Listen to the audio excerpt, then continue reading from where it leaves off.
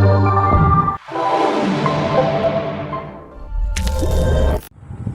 اللہ الرحمن الرحیم. میں ہوں پروفیسر نصر اللہ بطافی. آج سیکنڈ ایئر اردو کا لیکچر دینے لگا ہوں اور اس میں آج ہم رموز اوقاف میں پڑھیں گے رابطہ.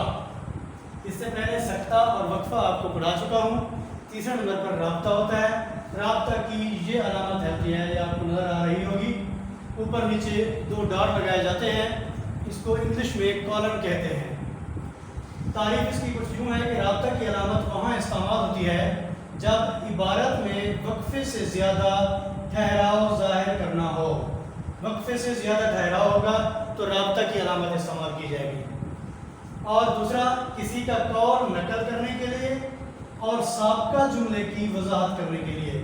کوئی ایک جملہ پہلے بات کی گئی ہوگی جملے میں، تو جب اس کی وضاحت کریں گے آگے تو وضاحت کرنے سے پہلے یہ رابطہ کی علامت استعمال کی جاتی ہے. اس کے بعد اس جملے کی وضاحت کی جاتی ہے اور اس رابطہ کو وقف لازم بھی کہتے ہیں، دوسرا نام ہے اس کا. اب میں مثال دیتا ہوں اس کی کہ کہاں استعمال کیا جاتا ہے. دیکھیں ذرا مثال میں لکھا ہوا ہے سچ ہے اتفاق میں برکت ہے. تو پہلی بات سچ ہے، اس کے فوراً بعد رابطہ کی علامت لگائی گئی ہے، نظر آ رہی ہوگی آپ کو. اس علامت کے بعد اب اسی بات سچ ہے کی وضاحت یہ ہے کہ اتفاق میں برکت ہے. یہ علامت کا استعمال کرنے کا پہلا طریقہ. دوسری مثال، کسی عقل مند کا قول ہے. اب عقل مند کا قول ہے، اب اس قول کی وضاحت کی جائے گی. جب اس قول کو پیش کیا جائے گا تو قول پیش کرنے سے پہلے اس علامت کا استعمال ہوتا ہے. یہ علامت استعمال کی جائے گی. اس کے بعد کیا ہے وضاحت کہ آج کا کام کل پر مت چھوڑو. تیسری مثال فرمان رسول صلی اللہ علیہ وآلہ وسلم ہے. حضور صلی اللہ علیہ وسلم کے فرمان کو بیان کرنے سے پہلے اور فرمان کو واضح کرنے سے پہلے اس کی علامت استعمال کی گئی ہے. اور فرمان کیا ہے؟ نماز مومن کی معراج ہے. یہ وضاحت ہے آپ صلی اللہ علیہ وسلم کے فرمان کی. یہ رابطہ کی علامت جہاں یہ استعمال کی جاتی ہے. اس کے بعد دوسرا ہے تفصیلیہ. تفصیلیہ کی علامت کچھ یوں لگائی جاتی ہے. یہ تفصیلیہ کی علامت ہے. اوپر نیچے دو ڈاٹ لگائے جاتے ہیں اور ان کے آگے پھر فل اسٹاپ لگا دیا جاتا ہے. یہ تفصیلیہ کی علامت ہوتی ہے.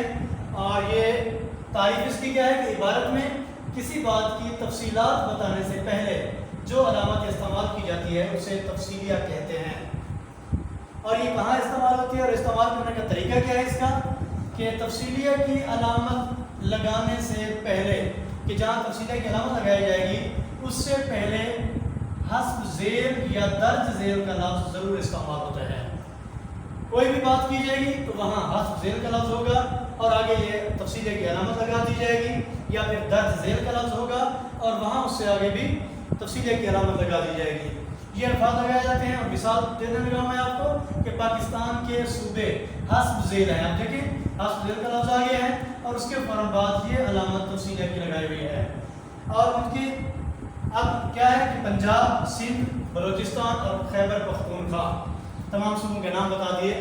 یہی اس کی تفصیل تھی علامت کے بعد. دوسری مثال، سیالکوٹ کی مشہور مصنوعات درج ذیل ہیں. حسب ذیل اور درج ذیل میں نے دو الفاظ بتائے تھے کہ اس علامت سے پہلے استعمال کیے جاتے ہیں. تو درج ذیل کے بعد یہ دیکھیں تفصیلیہ کی علامت لگائی گئی ہے. اور اب سیالکوٹ کی مشہور مصنوعات درج ذیل ہیں. اب انہیں مزید آگے تفصیل سے بیان کیا جا رہا ہے کہ کون کون سی ہیں. کھیلوں کا سامان، لکڑی کا سامان اور آلات جراحی سیالکوٹ میں بنائے جاتے ہیں. تو ان کی مصنوعات کا نام لے کر پھر آگے ان کو وضاحت سے پیش بھی کیا گیا، اس کی تفصیل بتائی گئی ہے. اور ہمارا آج کا لیکچر بھی مکمل ہوا. باقی اس سے آگے انشاءاللہ آئندہ لیکچر میں پڑھائیں گے. السلام علیکم.